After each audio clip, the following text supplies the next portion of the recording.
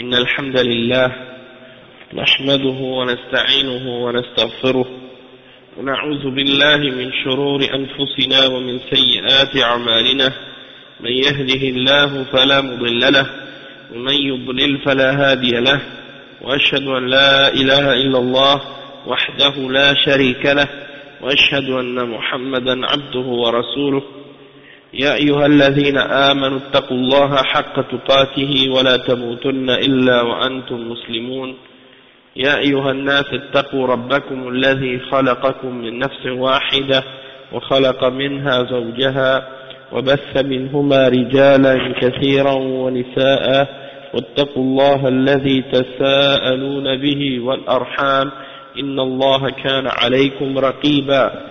يا أيها الذين آمنوا اتقوا الله وقولوا قولا سديدا يصلح لكم أعمالكم ويغفر لكم ذنوبكم، ومن يطع الله ورسوله فقد فاز فوزا عظيما. وإن خير الكلام كلام الله، وخير الهدي هدي محمد صلى الله عليه وسلم، وإن شر الأمور محدثاتها، وكل محدثة بدعة، وكل بدعة ضلالة، وكل ضلالة في النار. أما بعد.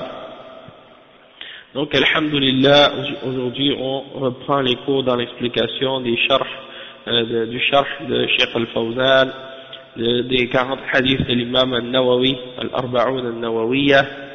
On est arrivé au hadith numéro 32, Al-Hadith Al-Thani Wal-Thalathoun. Et donc aujourd'hui c'est le cours 42 qu'on commence, Inch'Allah. Le hadith 32, عن أبي سعيد الخدري أو عن أبي سعيد سعد بن مالك بن سنان الخدري رضي الله عنه أن رسول الله صلى الله عليه وسلم قال: لا ضرر ولا ضرار. حديث حسن رواه ابن ماجه والدارقطني وغيرهما مسندا، ورواه مالك في الموطأ مرسلا عن عمرو بن يحيى عن أبيه عن النبي صلى الله عليه وسلم فأسقط أبا سعيد وله طرق يقوي بعضها بعضا. Donc ça c'est un hadith qui est rapporté selon Sa'id ibn Malik ibn Sinan al-Khudri. Et c'est radiyallahu anhu que le prophète Muhammad sallallahu alayhi wa sallam a dit: la darara wa la dirar. La darara wa la dirar. Donc qu'est-ce que ça signifie? Ça veut dire on ne fait pas de mal et on ne doit pas faire de mal aux autres. On ne doit pas faire du mal, on ne doit pas faire du mal aux autres. On va expliquer le détail de ça parce qu'il y a différentes explications ou compréhensions de cette parole. Donc, l'imam Al-Nawawi, il rapporte ce hadith, il dit qu'il est Hassan. Il est rapporté selon l'imam Ibn Majah et Ad-Daraqutni et d'autres également, Musnadan, c'est-à-dire rapporté avec l'isnad jusqu'au prophète sallallahu alayhi wa sallam, selon Abi Sa'id al-Khudri, et il est rapporté dans Al-Muwatta Mursalan, selon Amr ibn Yahya, عن أبيه عن النبي صلى الله عليه وسلم. Donc Abu Sa'id al-Khudri, le sahabi, n'est pas mentionné dans Al-Muwatta quand on rapporte ce hadith.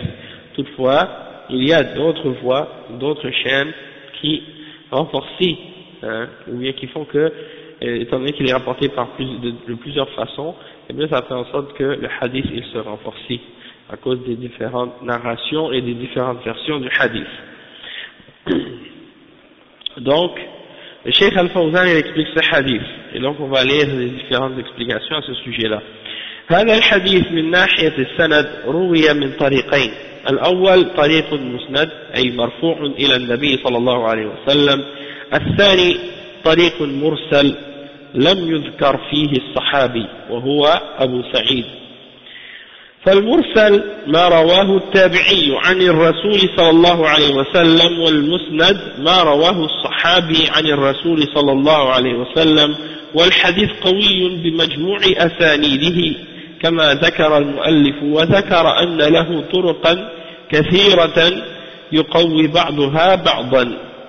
Donc le cheikh il dit que ce hadith, en ce qui concerne la chaîne de transmission de ce hadith, il est rapporté de deux voies. La première voie, elle est rapportée, comme on l'a dit, musnadan, ou musnad, avec une isnad qui remonte jusqu'au prophète Muhammad sallallahu alayhi wa sallam, c'est-à-dire qu'elle est marfou'. Tandis que la deuxième voie par laquelle ce hadith est rapporté, c'est une voie qui est mursal, c'est-à-dire dans lequel on ne mentionne pas le sahabi dans la chaîne du prophète sallallahu alayhi wa sallam, c'est-à-dire la personne comme le tabi'i, entre le tabi'i et le prophète sallallahu alayhi wa sallam, il y a une personne qui manque et c'est le sahabi, on appelle ça mursal. Dans ce cas-là, on dit que c'est mursal dans ce cas-là, puisque entre le sahabi, entre le tabi'i et le messager d'Allah sallallahu alayhi wa sallam, il y a le sahabi qui manque. Donc dans ce cas-là, on l'appelle le hadith al-mursal. Donc al-mursal, c'est qu'est-ce qui est rapporté par le tabi'i selon le prophète Muhammad sallallahu alayhi wa sallam, tandis que al-musnad, c'est celui qui est rapporté par le hadith qui est musnad, c'est le hadith qui est rapporté par le sahabi selon le prophète Muhammad sallallahu alayhi wa sallam. Et ce hadith en particulier, quand on prend toutes les différentes chaînes de transmission de ce hadith, elles se renforcent les unes les autres tout ensemble. Comme le mu'allif, l'auteur, l'imam al-Nawawi le mentionne. Et il a mentionné donc, dans ce cas, comme on l'a dit, que les différentes narrations de ce hadith, elles se renforcent les unes les autres. قوله لا ضرر ولا ضرار قيل لا فرق بينهما وأن الضرر بمعنى الضرر وأن الضرار بمعنى الضرر. نعم لا فرق بينهما وأن الضرر وأن الضرار بمعنى الضرر لكنه كرر من باب التأكيد. والضرر هو ما يؤذي الإنسان مما فيه أذى أو نقص، والمطلوب أن الإنسان ينفع ولا يضر، ينفع نفسه وينفع الناس ولا يضر نفسه ولا يضر أحد، لا يضر نفسه ولا يضر أحدا، فضد الضرر النفع. Donc le cheikh explique ici, il dit que dans le hadith, le prophète sallallahu alayhi wa sallam dit la darara wa la dirar. Donc certaines personnes ont rapporté au sujet de ce hadith que la darar wa la dirar, c'est qu'il n'y a pas de différence entre les deux termes. C'est comme si ça voulait dire de ne pas faire de tort à personne ou de ne pas faire de mal ou de tort à personne. Donc ça c'est-à-dire que les deux termes veulent dire la même chose. Ad-darar, c'est le mal, et ad-dirar, c'est le mal aussi. Donc, dans le sens que les deux se répètent, c'est comme si pour mettre de l'importance encore plus sur le premier terme. Donc ça c'est une interprétation et c'est une explication. Donc, comme le cheikh il dit ici, il dit donc la signification de ad-dirar, c'est la même que ad-darar. Les deux auraient la même signification. Sauf qu'on répète le mot pour donner plus de force et d'importance au premier. Et ad-darar, qu'est-ce que ça signifie en langue arabe? C'est tout ce qui est nuisible à quelqu'un. Tout ce qui peut être offensif ou nuisible, ou tout ce qui peut amener un manque ou un mal à quelqu'un. Donc, l'objectif ou qu'est-ce qui est recherché en fait, c'est de faire du bien, ou de faire en sorte que l'homme amène du bien aux autres ou fasse quelque chose d'utile ou de la bienfaisance à ceux qui sont autour de lui, et qu'il ne fasse pas de tort ou de mal ou d'offense aux gens qui sont avec lui et à lui-même également. Donc il se fait du bien à lui-même et il fait du bien aux autres.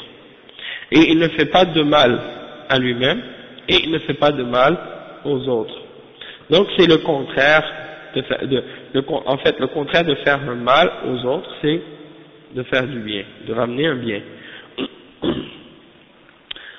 Le cheikh il dit ensuite وقيل إن بين الضرر والضرار فرقا فالضرر من جانب واحد لا ضرر أي لا يكون منك ضرر على الناس.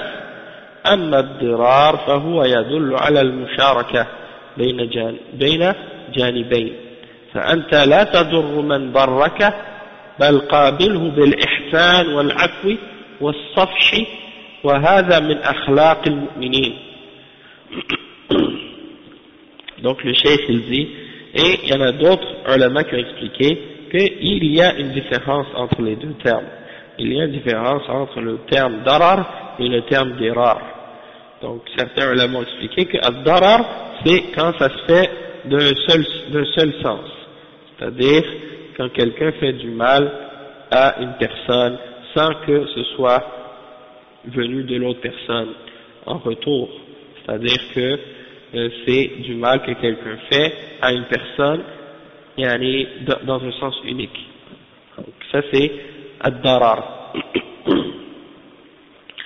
Donc le cheikh il dit la darar, ça signifie quoi? Ça signifie ne fais pas de mal aux gens. En ce qui concerne ad-dirar, ça indique une sorte de participation des deux côtés dans le mal. Donc dans ce sens-là, ça voudrait dire ne fais pas de tort à celui qui t'a fait du tort. C'est-à-dire, lorsque quelqu'un te fait du tort, au lieu de lui remettre le mal qu'il t'a fait, eh bien, réponds-lui par du bien et pardonne-lui et passe par-dessus ce qu'il t'a fait, excuse-le. Donc ça fait partie du comportement des mu'minines. Donc ça c'est l'explication que le Cheikh Al-Fawzan il donne ici pour distinguer entre les deux mots. Donc il explique que certains ulama ont dit que ad-darar, c'est quand c'est un mal qui est fait d'une seule personne, dans une seule direction, quelqu'un qui fait un mal et il ne le fait pas parce qu'on lui a fait, il le fait directement à la personne. Donc ça c'est quelque chose de mal, donc ça c'est interdit bien entendu. Et lorsque tu fais du mal à quelqu'un parce que cette personne-là t'a fait un mal, donc tu lui remets le mal qu'il t'a fait, donc ça c'est également voulu par l'autre terme, c'est-à-dire ad-dirar. Donc de ne pas faire ça. Déjà il explique ensuite, il dit وقال تعالى فمن عفا وأصلح فأجره على الله فيكون مثل قوله ولا تخن من خانك والقاعدة أن القصاص جائز وهو عدل ولكن العفو أحسن لأنه فضل. قال تعالى وجزاء سيئة سيئة مثلها وهذا قصاص فمن عفا وأصلح فأجره على الله فالقصاص جائز والعفو أحسن فإذا حصل من أحد ضرر عليك فلا تقابله بمثله هذا أحسن وأجلب للود فإن هذا الذي عفوت عنه يصبح صديقا. قال تعالى ولا تستوي الحسنة ولا السيئة ادفع بالتي هي أحسن فإذا الذي بينك وبينه عداوة كأنه ولي حميم وما يلقاها إلا الذين صبروا هذه خصلة لا تحصل لكل أحد وإنما تحصل للصابرين فالذي لا يصبر لا يعفو أما الذي يصبر فهو يعفو لأن العفو عن المسيء شاق على النفوس يحتاج إلى صبر والإنسان يتطلب في طبعه الانتقام وترك الانتقام يحتاج إلى صبر. قال تعالى وما يلقاها إلا الذين صبروا وما يلقاها إلا ذو حظ عظيم. Donc le cheikh explique, il dit que Allah subhanahu wa ta'ala dit dans le verset 40 dans Surat Shura فَمَنْ عَفَا وَأَصْلَحَ فَأَجْرُهُ عَلَى اللَّهِ, celui qui a pardonné et qui a réformé, alors sa récompense lui viendra d'Allah subhanahu wa ta'ala, ou sa récompense incombe à Allah subhanahu wa ta'ala. Donc c'est comparable à la parole du prophète Muhammad sallallahu alayhi wa sallam lorsqu'il nous dit ne triche pas ou ne trahis pas celui qui t'a trahi. Ne trahis pas celui qui t'a trahi. Donc le hadith hein, il faut le comprendre lorsqu'il dit, le prophète sallallahu alayhi wa sallam, wala dirar, hein, c'est-à-dire ne fais pas de tort à celui qui t'a fait du tort, ne reprends pas ou ne remets pas le mal qu'on t'a fait. Dans ce sens-là, le verset vient confirmer cette signification-là, dans Surat Ash-Shura. فَمَنْ عَفَا وَأَصْلَحَ فَأَجْرُهُ عَلَى اللَّهِ. C'est-à-dire celui qui pardonne, hein, qui excuse la personne qui lui a fait du mal et qui réforme, alors sa récompense incombe à Allah subhanahu wa ta'ala, comme dans le hadith, ne trahis pas celui qui t'a trahi. Et le cheikh il dit ensuite, comme la règle générale, c'est quoi? C'est qu'en principe, al-qisas, le fait d'appliquer le talion, de remettre à la personne qui t'a fait du mal un mal équivalent, ça c'est permis à la base, hein, c'est une règle dans la charia, c'est une règle dans l'islam, c'est ce qu'on appelle al-qisas, c'est-à-dire le talion, hein, le fait d'établir la justice, ça c'est permis. Mais celui qui excuse la personne qui lui a fait du mal et qui lui pardonne, ça c'est quelque chose de mieux encore, hein, parce que c'est quelque chose de méritoire, c'est quelque chose de plus, quelque chose de meilleur. C'est pour ça que Allah subhanahu wa ta'ala dit à la suite du verset dans Surah Shura, وَجَزَاءُ سَيِّئَةٍ سَيِّئَةٌ مِثْلُهَا, et la récompense ou la rétribution pour un péché ou quelque chose, une mauvaise action, c'est une mauvaise action semblable à elle, hein, semblable à celle-ci. Donc ça veut dire quelqu'un qui fait un mal, il reçoit en rétribution un mal qui est équivalent, qui est pareil. Et ça c'est ce qu'on appelle qisas, c'est la justice, c'est le talion. فَمَنْ عَفَا وَأَصْلَحَ فَأَجْرُهُ عَلَى اللَّهِ, c'est-à-dire celui qui a, comme Allah dit dans le verset, celui qui pardonne et qui réforme, alors sa récompense incombe à Allah subhanahu wa ta'ala. Donc, c'est permis d'établir la justice et de remettre le mal que quelqu'un t'a fait, mais de pardonner et d'excuser la personne, c'est meilleur encore. Et donc, s'il arrive un mal, hein, un mal quelconque de la part d'une personne, ne lui remets pas ce mal-là par quelque chose d'équivalent. Et ça c'est mieux, c'est meilleur si tu veux amener l'amour entre les gens, l'amour entre les personnes, hein. Donc si tu fais preuve de pardon et que tu, disons, fais preuve d'indulgence et tu excuses la personne qui t'a fait du mal, eh bien cette personne devient un ami.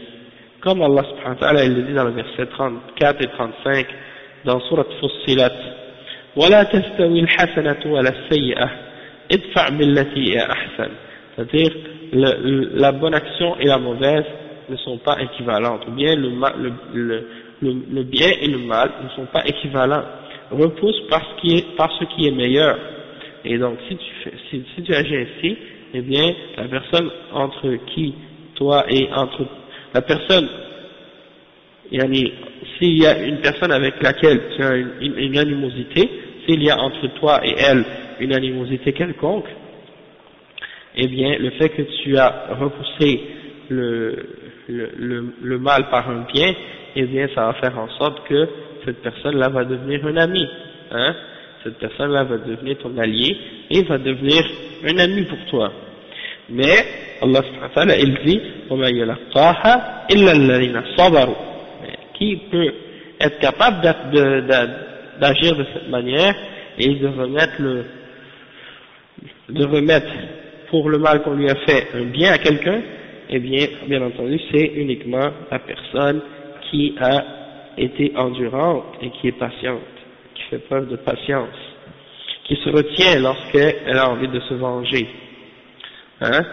Donc ça c'est un exemple. Et bien entendu, à propos de cette règle de al-qisas, et quand est-ce qu'on doit pardonner quelqu'un et quand est-ce qu'on ne doit pas pardonner quelqu'un, c'est comme le Cheikh Ibn Uthaymin l'avait expliqué, hein, dans plusieurs occasions, quand il parle de ce verset, il explique toujours que Allah subhanahu wa ta'ala dit dans ce verset, dans Surah Shura, فَمَنْ عَفَا وَأَصْلَحَ, ça veut dire celui qui a pardonné et qui a réformé, Donc ça veut dire quoi? Ça veut dire que il faut que tu fasses ce qui va être le plus proche de la réforme. Dans le sens que si tu vois que le fait d'établir la justice et de remettre à la personne le mal qu'elle t'a fait, ça va être plus proche de la réforme, alors tu fais ça, tu établis la justice. Mais si tu sens que le fait d'excuser, de pardonner la personne, ça va amener plus de réforme et plus de bien, alors dans ce cas-là, pardonne la personne et excuse-la. Donc c'est pas une règle générale, c'est pas dans le sens que quelqu'un va dire bon, il faut toujours pardonner. Il faut voir laquelle des deux de ces réactions, de ces attitudes, la réaction, laquelle des deux va être la plus proche de la réforme et va ramener le plus grand bien. Donc si le fait de pardonner, ça amène une plus grande réforme et plus de bien, alors on pardonne la personne. Tandis que si le fait de pardonner la personne, ça n'amène pas un plus grand bien, alors dans ce cas-là, il faut voir si le mieux c'est pas de punir cette personne-là justement, et de lui remettre le mal qu'elle a fait, de faire en sorte qu'elle soit punie. Bien entendu, la question de la justice, vous établir le mal pour le mal, c'est pas n'importe comment et c'est pas n'importe qui a le droit de le faire. Bien entendu, ça dépend de quelle sorte de mal il s'agit, hein. Mais si c'est des questions qui ont rapport avec des peines ou des punitions corporelles ou des choses de ce genre, alors là, dans ce cas-là, bien entendu, il faut ramener la personne devant le juge et que la personne soit jugée pour le mal qu'elle a fait. C'est pas une personne qui se venge d'elle-même, hein, parce que ça risque d'amener plus de mal que de bien dans ce cas-là.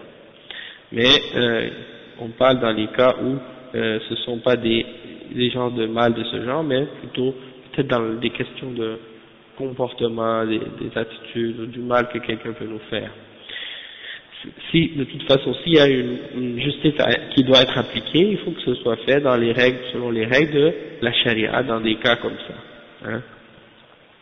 Et ensuite, le cheikh il dit donc, c'est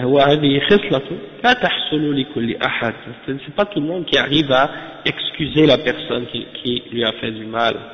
C'est uniquement les gens qui sont endurants et qui ont la patience, qui se retiennent lorsqu'ils ont envie de se venger ou de remettre le mal à la personne. Parce que il y a des gens qui sont pas capables de se retenir, d'être patients. Ils peuvent pas pardonner, hein.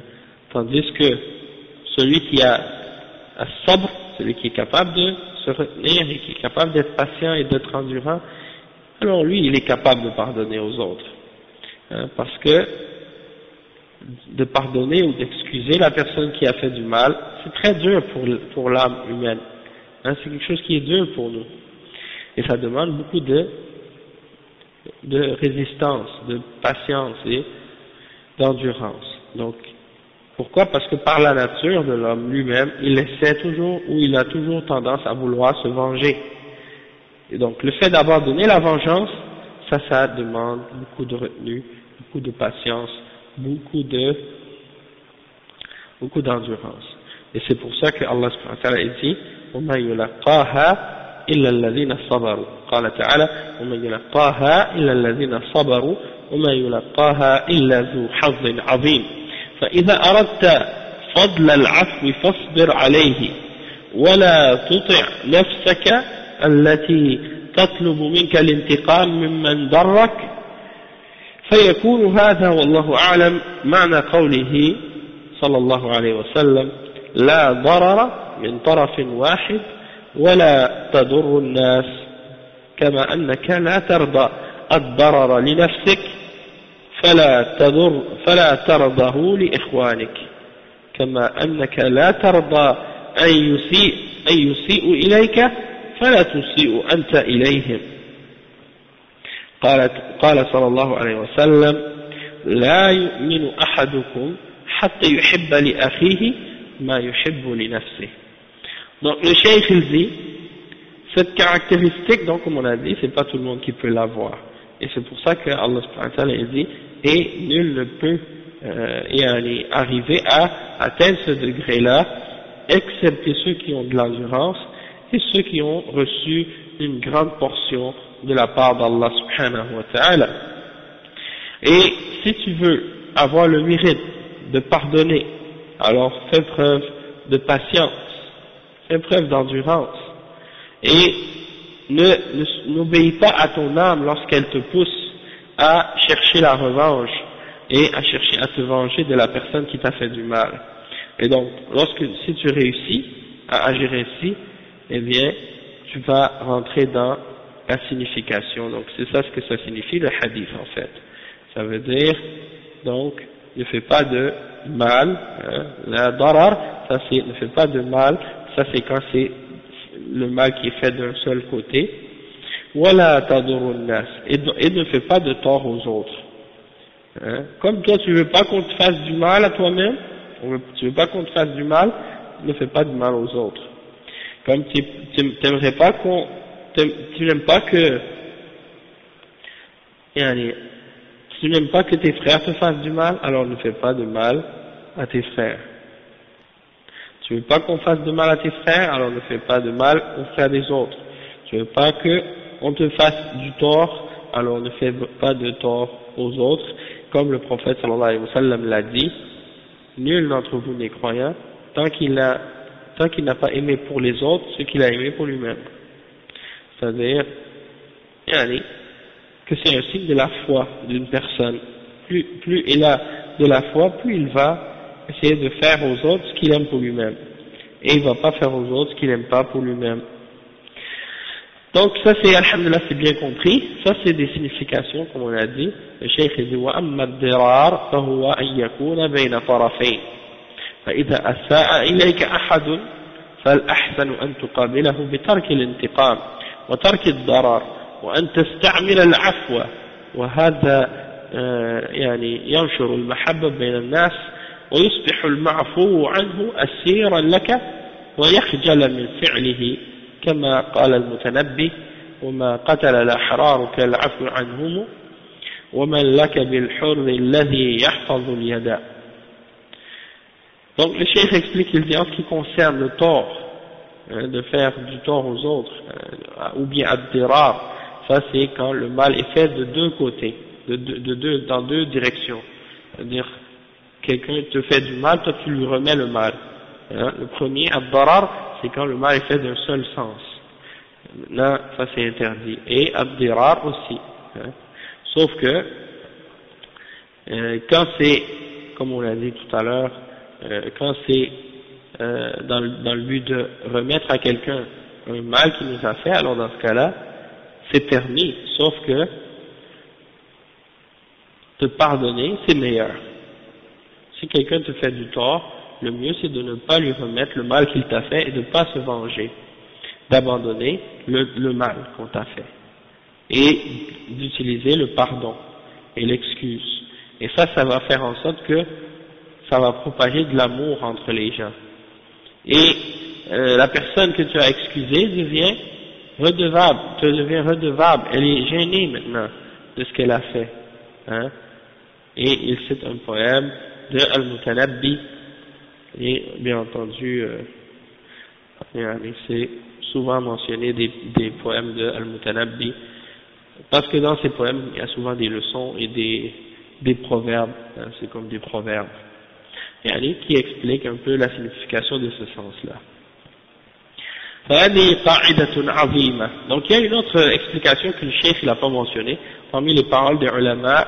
Il y en a des ulama qui ont expliqué, comme le cheikh Abdul Muhsin al-Abbad, il mentionne dans son sharh des 40 hadiths de l'imam al-Nawawi, justement, il mentionne une autre parole des ulama sur la signification de la darara wa la dirar. Par exemple, il dit وهذا الحديث مشتمل على قاعدة من قواعد الشريعة وهي رفع الضرر والضرار وهو خبر بمعنى النهي عن الضرر والضرار والضرر قد يحصل من الإنسان بقصد أو بغير قصد فالضرار يكون مع القصد.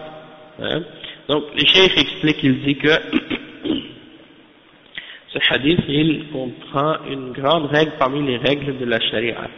Et c'est-à-dire d'enlever tout ce qui peut être nuisible ou qui peut faire du mal.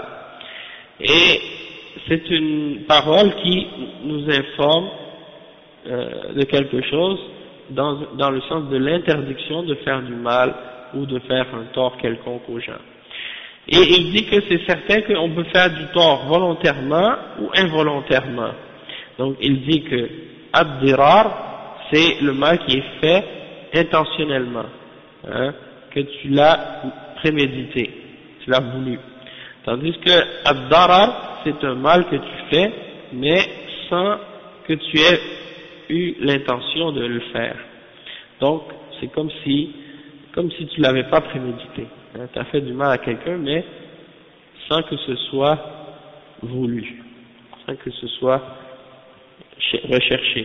Donc, c'est comme si en réalité, le hadith, il disait, ne fais pas de mal aux gens volontairement ou involontairement.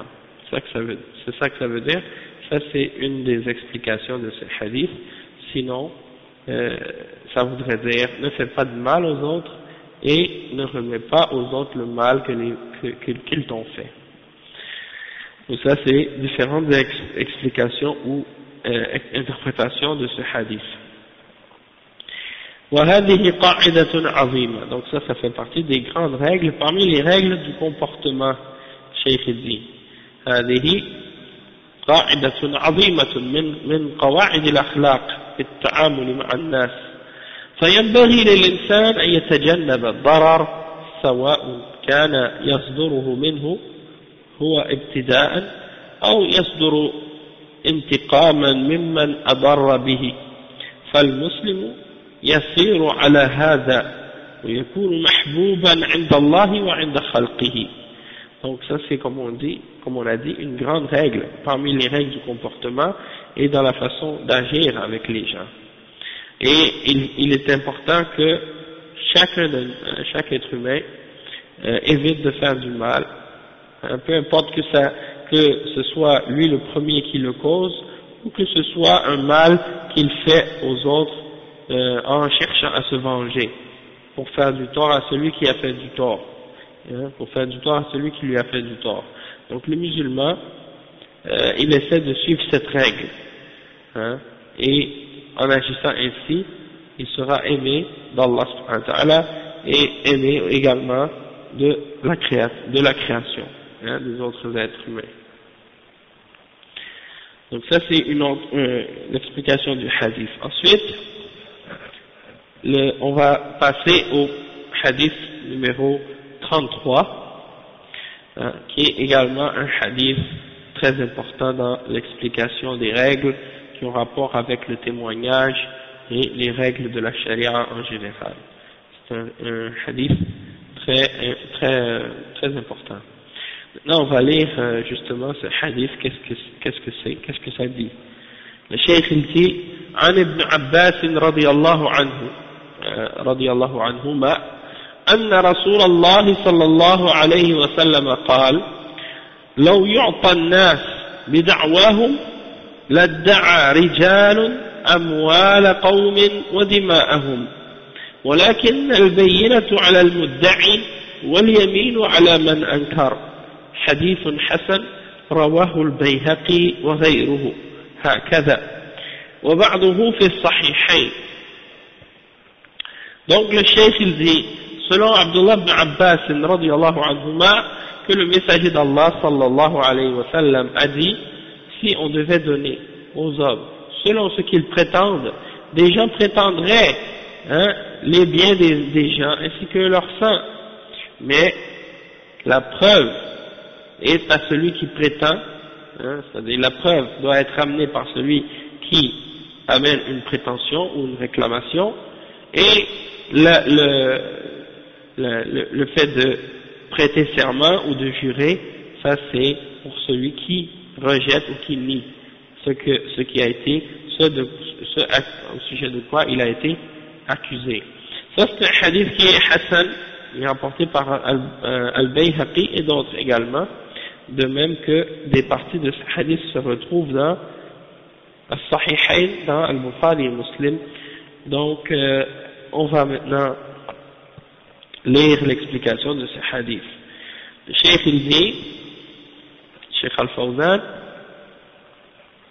il dit هذا حديث عظيم، هذا الحديث حديث عظيم، وهو قاعدة عظيمة من قواعد القضاء، حيث قال صلى الله عليه وسلم: لو يعطى الناس بدعواهم، أي بما يدعون، والمدعي هو الذي يطلب شيئا بيد غيره، فالقاضي إذا أتاه الخصمان فإنه يسألهما أيكما المدعي، ثم يبدأ به، لأن الخصمين مدع ومدعى عليه، فيبدأ بالمدعي لأنه يدعي خلاف الأصل، أما المدعى عليه فهو باق على الأصل والبراءة، فيقول: أيكما المدعي؟ أو يسكت حتى يبدأ المدعي، ولا يقول: يا فلان ماذا عندك؟ هذا يخشى أن يكون تحيزا. ثم إذا تكلم المدعي يتوجه إلى المدعى عليه ويطلب منه الجواب عن دعوى خصمه. هذه أصول القضاء. Le Cheikh il dit que ce hadith-là, c'est un hadith parmi les grands fondements, ça c'est un grand hadith, et c'est parmi les règles, les grandes règles, parmi les règles qui ont rapport avec les questions judiciaires, les questions des juges, du jugement, et le fait comment on dit, tout ce qui a rapport avec la magistrature, puis les choses qui ont rapport avec les juges, et la façon de juger, la façon de prendre les témoignages des témoins, la façon d'écouter qui est celui qui fait une réclamation ou qui demande, et qui est l'accusé, ou des choses de ce genre. Donc tout ça c'est expliqué dans ces hadiths. Donc le cheikh explique que le prophète sallallahu alayhi wa sallam il dit: لو يعطى الناس بدعواهم, si on devait donner aux gens selon ce qu'ils prétendent, selon ce qu'ils réclament, bima yadda'un, ce qu'ils prétendent, parce qu'il dit la personne qui demande ou qui prétend, c'est celui qui dit, ou bien qui demande quelque chose, qui dit que qu'est-ce que quelqu'un lui a pris ou lui a enlevé ou des choses de ce genre, il demande son droit. Donc al-mudda'i, c'est celui qui fait la requête, qui réclame quelque chose qui est entre les mains de quelqu'un d'autre. C'est ça que ça signifie. Et le juge, lorsqu'il va voir devant lui les deux personnes qui ont un conflit ou qui ont un désaccord ou un problème entre eux, il doit poser la question. Il doit poser la question à ces deux individus ou à ces deux parties. Lequel d'entre vous deux est celui qui prétend? Lequel d'entre vous deux est celui qui prétend avoir été lésé ou qui prétend avoir, disons, celui qui est l'accusateur, celui qui accuse l'autre, c'est lequel des deux? Pourquoi? Parce que il commence par celui-là. Pourquoi il commence par celui-là? Parce que dans les deux parties qui s'affrontent, il y a toujours deux cas, il y a toujours deux opposés.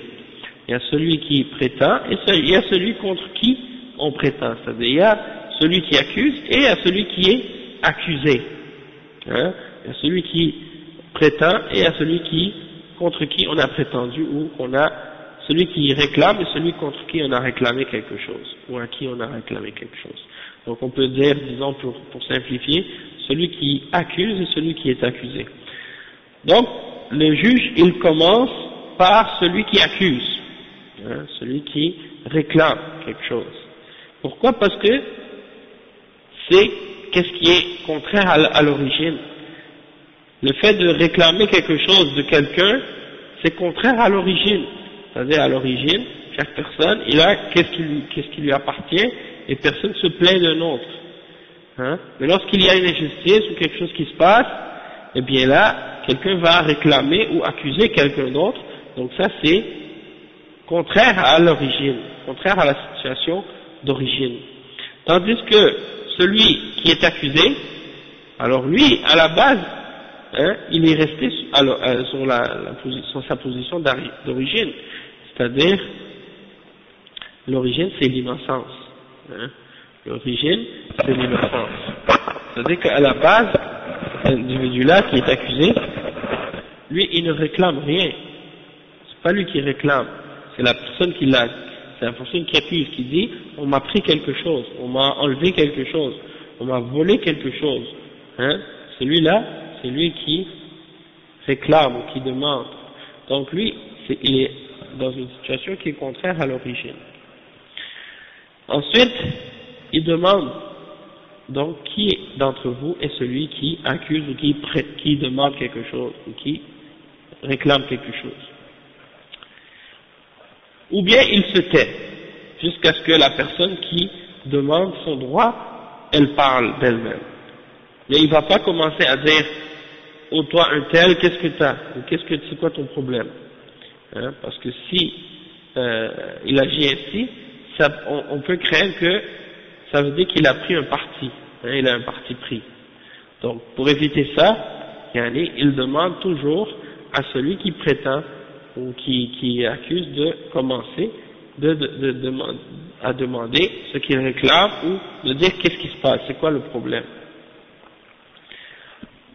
D'accord. ثم إذا تكلم المدعي يتوجه إلى المدعى عليه. Une fois que l'accusateur, celui qui réclame quelque chose, a parlé, là maintenant il va se diriger vers l'accusé, celui à qui on réclame quelque chose.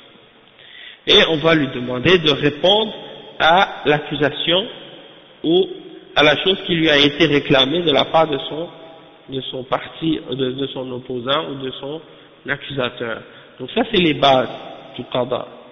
C'est-à-dire on demande à celui qui accuse de dire de quoi il accuse son opposant, puis par la suite, une fois que l'accusation a été lancée devant le juge, là le juge par la suite il va demander à celui qui a été accusé de répondre à cette accusation-là et de répondre à ce qui a été réclamé de sa part.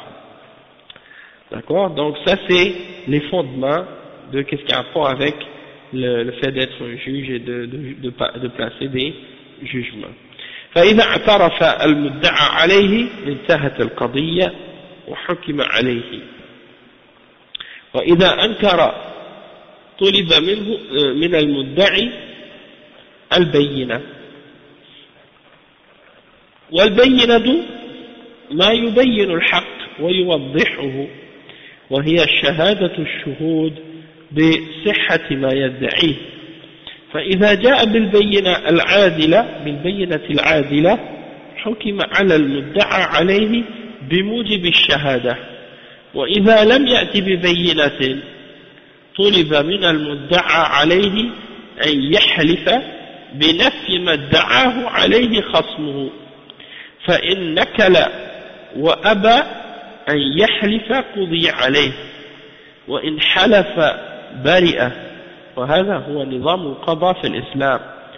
نظام وعليكم السلام ورحمة الله وبركاته.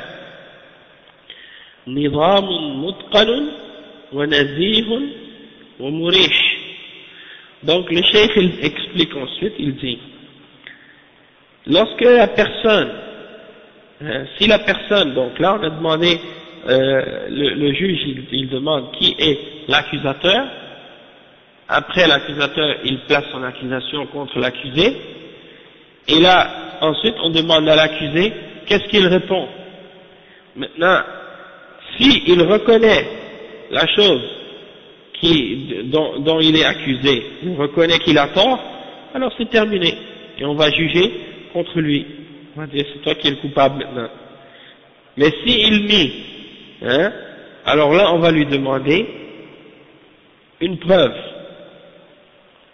Hein? On va demander à celui qui fait l'accusation une preuve, parce que là, toi, tu accuses quelqu'un, tu lui dis, lui, il a fait quelque chose, il a pris mon argent.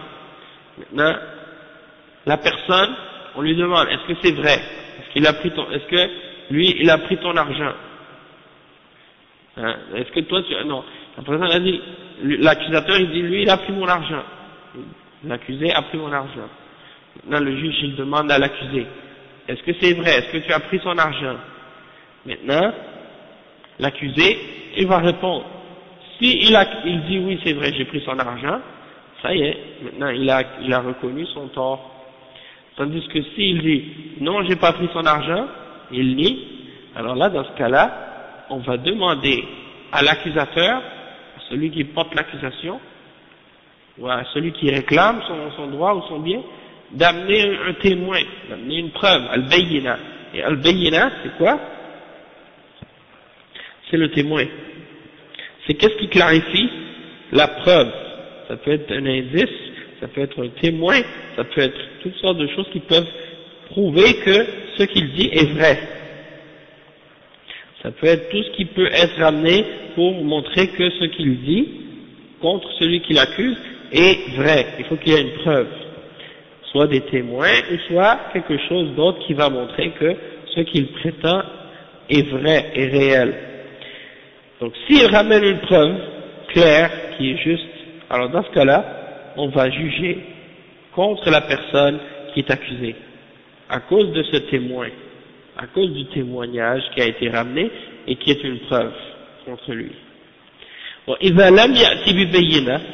ne ramène pas de preuve, alors on va demander à celui qui est accusé de jurer, faire un serment, pour nier la chose au sujet de laquelle il est accusé de la part de son accusateur. Hein? Donc si par exemple la personne elle a ramené un témoin, là on va juger contre lui, on va dire ah, t'es coupable parce que lui il a amené une preuve et un témoin qui montre que tu as vraiment pris son argent. Lui il était témoin, il le sait, donc tu es coupable. Mais s'il ne ramène pas de témoin, alors là on va demander à l'accusé, est-ce que tu es prêt à jurer par Allah que tu n'as pas pris son argent? S'il dit oui, je suis prêt à jurer par Allah, je jure que j'ai pas pris son argent, alors là dans ce cas-là, on va juger.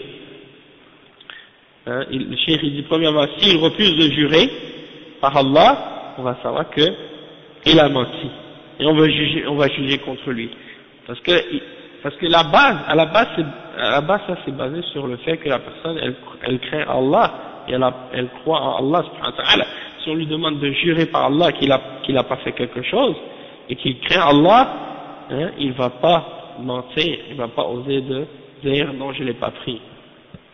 Donc s'il refuse de jurer par Allah qu'il a pas pris l'argent de cet individu par exemple, eh bien là on va dire que dans ce cas-là, puisqu'il refuse de jurer, c'est parce qu'il est coupable. Hein? Mais s'il accepte de jurer, il dit oui, je jure, hein, parce que l'autre il n'a pas ramené de témoin, donc il jure qu'il n'a pas pris l'argent, alors dans ce cas-là, il est innocent. Hein? Il sera considéré comme étant innocent. Et ça c'est le système de jugement, hein, c'est le système de justice dans l'islam et d'établissement du jugement. Et c'est un système, c'est un système qui est mashallah, perfectionné, qui est propre et qui est reposant également, pas compliqué. C'est pas fatigant comme dans certains systèmes ailleurs, c'est des systèmes qui finissent plus, il y a toujours des problèmes. Donc c'est ça. Si, par exemple, là, pour résumer tout ce qu'on a dit, hein, la personne, elle vient devant le juge. Il y a deux personnes qui arrivent devant le juge. Il y a la personne qui est là, qui est l'accusateur, et il y a l'accusé. Le juge, il demande, qui est l'accusateur? Alors l'accusateur, lui, il va commencer à parler. Il va dire, lui, un tel, il a pris mon argent, il a fait ça, il a fait ça. Alors là, le juge, il demande à l'autre maintenant. est-ce que c'est vrai? Explique-toi. Là, il va s'expliquer. S'il dit oui, c'est vrai, j'ai pris son argent, je suis coupable, c'est fini. C'est lui qui est coupable. Et s'il dit non, j'ai jamais pris son argent, c'est pas vrai, là, le juge va demander à l'accusateur, ramène tes preuves. Hein? Là, il va dire oui, j'ai des preuves, j'ai un témoin, ou j'ai 2 témoins, voici mes témoins. Il ramène ses témoins. Les témoins, ils parlent et tout, là, on demande à l'autre maintenant. Hein? S'il n'a pas de témoin, c'est fini. L'autre, on va lui demander de jurer. Est-ce que tu jures que c'est vrai que tu n'as pas pris son argent? Il va dire oui, je jure par Allah que j'ai pas pris. S'il refuse de jurer, il va être coupable. S'il accepte de jurer, alors là, on va dire que dans ce cas-là, il est innocent. D'accord? Donc ça, c'est le système dans l'islam. Donc, le cheikh, il dit, ففي هذا الحديث أن النبي صلى الله عليه وسلم قال لو يعطى الناس بدعواهم لادعى رجال أموال قوم ودماءهم فالمدعي ربما يدعي شيئا كبيرا يدعي أن خصمه قتل فيطالب بالقصاص أو يطالب بمال قد يكون كثيرا وقد يكون قليلا فلا يعطى بدعواه لأنه لو فتح هذا الباب كل يعطى ما ادعاه لحصل الفساد والاعتداء على الناس وكل من له هوى على أحد ادعى عليه فلا يقبل منه لمجرد الدعوة ولو كان من أصدق الناس لا يقبل منه إلا إذا أتى بالبينة ولهذا قال صلى الله عليه وسلم ولكن البينة على المدعي أي البينة هي أن يأتي بالشهود لأنه يدعي خلاف الأصل الأصل البراءة والأصل البراءة فيطالب بإقامة البينة فإذا أتى بالبينة حكم له بموجبها على المدعى عليه لأن هذا يثبت الحق فإذا لم يأتي ببينة أو قال ليس عندي بينة أو جاء ببينة لا تقبل شهادتها لأنها مجروحة فوجودها كعدمها فيتوجه القاضي إلى المدعى عليه فإن اعترف قضي عليه باعترافه وإن أنكر وقال ليس هذا الشيء عندي طلب منه اليمين بأن يحلف بالله على نفي ما ادعاه عليه خصمه وأنه بريء من ذلك فإذا حلف بالله ترك لأن جانب المدعى عليه أقوى ومعه الأصل والبراءة فاكتفي منه باليمين فإذا حلف فإنه يبرأ حينئذ وتنتهي القضية. Donc le cheikh dit dans ce hadith, le prophète sallallahu alayhi wa sallam, il dit si on devait donner aux gens selon leurs demandes, selon leurs réclamations, selon leurs prétentions, eh bien des gens viendraient demander l'argent des gens, demander le sang des gens, des choses de ce genre. Parce que qu'est-ce que les gens prétendent parfois, c'est quelque chose de grand. Hein? Des fois, quelqu'un il vient, il dit, un tel il a tué quelqu'un, hein? Donc il demande que l'application du talion soit établie. Ou bien il demande de l'argent, peut-être c'est une grosse somme, il m'a volé une grosse somme d'argent et des choses de ce genre. Il dit, si on donnait aux gens selon leurs prétentions, eh bien, tout le monde viendrait, dire, eh ben ça c'est à moi, ou lui il a pris mon argent, ou lui il a tué un tel, ou lui il a fait ça. On ne peut pas se baser juste pour dire, je crois en qu'est-ce que quelqu'un dit parce qu'il le dit avec sa bouche, puis on accepte ce qu'il prétend sans avoir de preuves. Hein, si on ouvrait cette porte-là, tout le monde commencerait à prétendre des choses ou demander des choses, et il y aurait beaucoup de corruption ou de transgression qui serait causée aux gens à cause de ça. Parce que chaque personne il a un désir, une passion en lui-même. Et, on ne peut pas accepter donc de donner à quelqu'un ou de lui remettre ce qu'il réclame uniquement parce qu'il le prétend ou parce qu'il le demande, hein, comme on l'a dit. Il faut qu'il y ait une preuve. Et le prophète sallallahu alayhi wa sallam, c'est pour ça qu'il a dit walakin al-bayyinatu ala al-mudda'i. Al-bayyina, c'est quoi al-bayyina? C'est la preuve. Et la preuve c'est quoi? C'est d'amener des témoins. Ça amène des témoins. Parce que tu demandes quelque chose qui est contraire à l'origine. L'origine c'est d'être innocent, d'être correct. Hein? Donc, il faut que tu amènes une preuve qui montre que ce que tu dis c'est vrai. Si tu amènes la preuve, on va juger en ta faveur par rapport à la preuve que tu as amenée contre l'accusé, hein, qui va prouver que tu dis la vérité. Mais si tu n'amènes pas de preuve, ou bien tu dis je n'ai pas de témoin, j'ai pas de preuve, ou bien tu ramènes des témoins, avec toi, mais tes témoins ils sont pas corrects, ils sont pas honnêtes, c'est des témoins qui sont pas fiables, hein. Alors dans ce cas-là, on va rejeter ton témoignage, on va pas accepter ta preuve, parce que le fait d'avoir ces témoins-là, c'est comme si tu n'en avais pas en réalité, puisqu'ils ne sont pas des témoins fiables. Donc, dans ce cas-là, le juge, il va se tourner vers l'accusé. Et si l'accusé reconnaît ce qu'il a fait, ou qu'il a fait un tort ou un mal, alors dans ce cas-là, on va juger contre lui par rapport à ce qu'il a reconnu lui-même. Il a avoué, hein.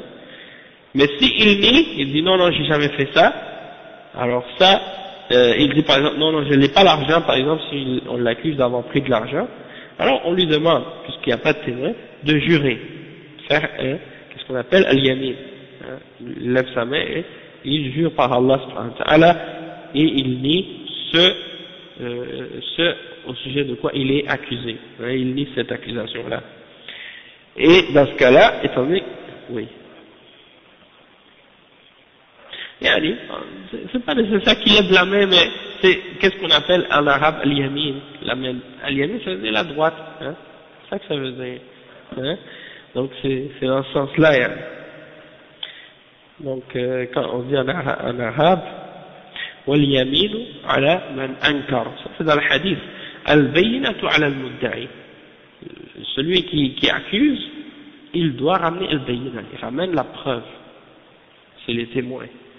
Wal-yamin ala man ankar, celui après qui a été accusé et qu'on n'a pas ramené de témoin contre lui, maintenant lui il dit ça, il fait al-yamin, il fait son serment, il jure par Allah subhanahu wa ta'ala qu'il n'a pas fait ce de quoi on l'accuse.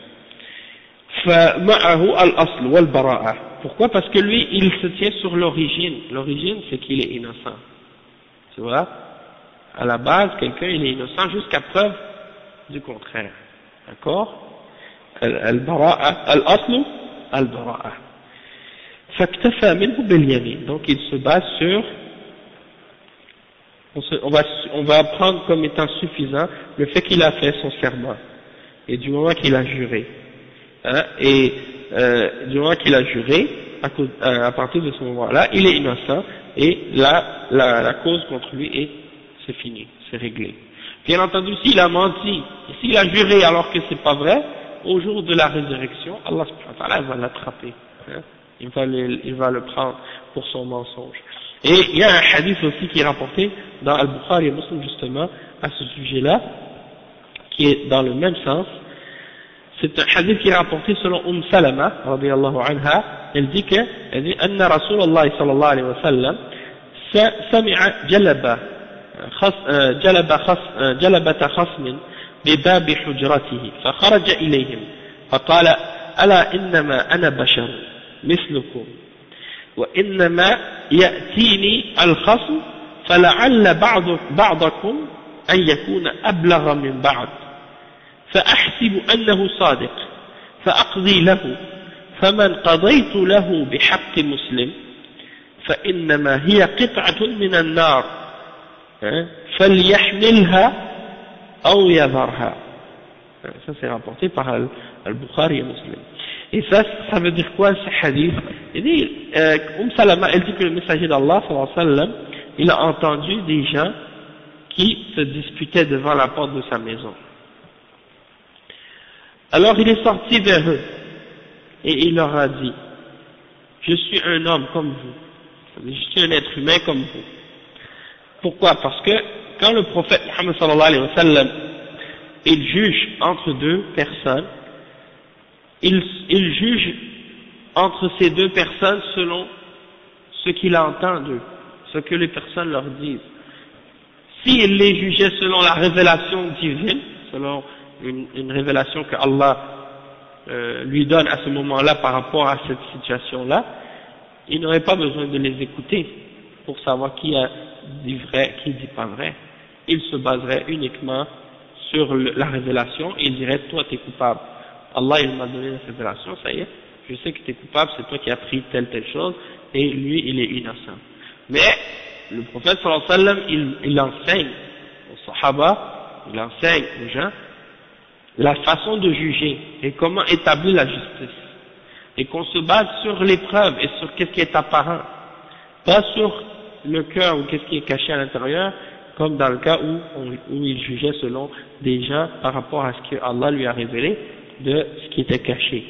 Donc il dit je ne suis qu'un être humain comme vous. Et lorsque des gens ont un conflit et qu'ils viennent me parler, hein, peut-être que certains d'entre vous sont plus éloquents et s'expriment mieux que d'autres. Alors, je vais croire qu'il dit vrai et je vais juger en sa faveur. Hein? Alors, s'il y a un cas dans lequel j'ai donné à quelqu'un le droit d'un autre musulman, alors c'est comme si c'était un morceau du feu de l'enfer qu'il prenait. Alors, qu'il le prenne ou qu'il le laisse. C'est-à-dire que deux personnes qui viennent devant le prophète sallallahu alayhi wa sallam, ils ont un conflit. Il y en a un qui dit, lui, il m'a pris quelque chose, il m'a pris mon argent. Et celui qui est par exemple, celui qui accuse, ou celui qui est accusé, il y en a un des deux, par exemple, qui s'exprime mieux que l'autre. Hein? Alors il va dire, oui, messager d'Allah, ya Rasulullah, il va dire, moi, c'est mon argent, je l'avais chez moi et tout, lui il est rentré, il a pris et tout. Et l'autre, il s'exprime pas bien. Il sait pas comment clarifier bien la situation. Alors, quand le professeur lui demande d'expliquer, de répondre à l'autre, il n'arrive pas à lui expliquer ou à le clarifier bien comme il faut. Alors le professeur il voit que c'est lui qui a raison, il lui donne la chose qu'il a, il a dit bon ok, il lui donne à celui-là. Alors qu'en réalité ça appartenait à l'autre. Mais si jamais j'ai donné à l'un d'entre vous deux le droit d'un autre musulman, alors si la personne le prend, alors qu'il sait que c'est pas à lui, il sait que c'est à l'autre, c'est comme s'il a pris un morceau de l'enfer avec lui, un morceau de feu de l'enfer avec lui. Alors qu'il le prenne ou qu'il le laisse. Vous savez, s'il le garde, il va être châtié pour ça. Et ça nous fait réfléchir par rapport à n'importe quelle situation qui peut arriver aujourd'hui. Si par exemple, aujourd'hui, on a un problème entre deux personnes, et que tu t'en vas devant un juge, et que le juge il dit, ok d'accord, il juge en ta faveur, surtout dans des pays comme ici, on n'est pas dans un pays musulman, et les lois ne sont pas des lois islamiques, et toi tu veux ton droit, tu veux avoir ton droit, tu as recours à cette justice-là, pas parce que tu crois en ce système ou en cette justice, mais parce que tu veux ton droit. Tu vas là-bas, et il donne à l'autre musulman ton droit à toi. Lui, s'il craint Allah, et qu'on lui donne quelque chose alors que ça t'appartient, s'il craint Allah, même si on lui a donné légalement, le juge il a jugé en sa faveur, quand il sort là de la cour, il doit dire ça t'appartient, c'est à toi. J'ai pas le droit de le prendre. Même si le juge me l'a donné. Ça veut dire que, même si on a jugé de quelque chose, hein, devant la loi, et que quelqu'un, il sait au fond de lui-même que c'est pas vrai, qu'il craint Allah, qu'il donne à la personne à qui cette chose-là appartient réellement. Ça veut dire que si quelqu'un a été déclaré innocent par le système, ça ne veut pas dire qu'il est nécessairement innocent. Il peut être coupable quand même. Mais ça c'est le jugement dans la dunya. Le juge il peut se tromper. Hein? C'est ça que ça veut dire. Donc si toi tu sais que tu es coupable et que le système t'a innocenté, et tu sais que tu as en ta possession quelque chose qui appartient à ton frère, tu lui redonnes. Tu dois être honnête. Même si le juge t'a donné raison. Tu vois? Parce que tu as été habile, surtout avec aujourd'hui les systèmes ici. Si tu as beaucoup d'argent, tu peux avoir un meilleur avocat. Hein, et il va te faire sortir de n'importe quelle difficulté ou situation difficile, avec toutes sortes de ruses, en se faufilant à travers les lois, en utilisant des différentes méthodes, tandis que l'autre qui n'a pas beaucoup d'argent, il ne peut pas se payer un bon avocat, donc il n'a pas les mêmes facilités pour se sortir des difficultés. Hein, ça c'est surtout dans un système comme ici. Tandis que dans un pays musulman, bon, quelqu'un qui connaît pas bien le système et tout, connaît pas bien la charia, connaît pas bien le Coran et la Sunna, les preuves de la charia, les choses qui sont importantes à connaître dans sa situation, ben, il risquerait de pas savoir comment se défendre comme il faut lorsqu'il est accusé ou des choses de ce genre. Donc il faut que quelqu'un fasse attention. Tout ça c'est des règles qui concernent en fait les choses qui ont rapport avec les jugements. Et dans tous les livres de fiqh, et dans les livres de fiqh en général, mais là comme il y a des livres de hadith aussi qui rapportent les hadiths qui ont rapport avec les ahkam, comme Umdatul Ahkam, ou les livres de fiqh en général, il y a toujours un chapitre qui s'appelle Al-Qada, c'est souvent à la fin. Et dans ces livres-là, qu'on appelle, dans ces livres de fiqh, et dans le chapitre de Al-Qada, vous allez retrouver des règles en ce qui concerne le comportement des juges, les règles que le juge doit respecter, les règles de justice et toutes ces choses-là sont expliquées dans ces livres-là. Et ça, Al-Qada, c'est quelque chose qui est très important par rapport à l'islam, puisqu'on sait que Allah subhanahu wa ta'ala, il nous ordonne dans le Coran et dans la Sunna de retourner à sa loi pour juger, hein, et de prendre sa révélation comme juge, le Coran et la Sunna. Donc ça doit être bien compris, puisque c'est important, c'est même une condition dans la foi, de juger et d'accepter le jugement d'Allah subhanahu wa ta'ala. Même si le jugement est contre toi, tu dois l'accepter dans l'islam. C'est pas seulement quand le jugement est en ta faveur, tu dis là je crois à la charia.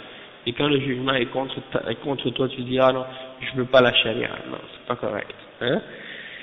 Donc ça c'est important. Et donc on va se terminer avec ça. On a fait le hadith 32 et 33 aujourd'hui. Donc Inch'Allah, you're welcome. Thank you. On fera le hadith 34 demain, 34 Inch'Allah. Et ouais. On va terminer avec le hadith 34 demain, Inch'Allah. Donc on va s'arrêter ici, Inch'Allah. Subhanakallah wa bihamdika ashhadu an la ilaha illa anta astaghfiruka wa atubu ilayk.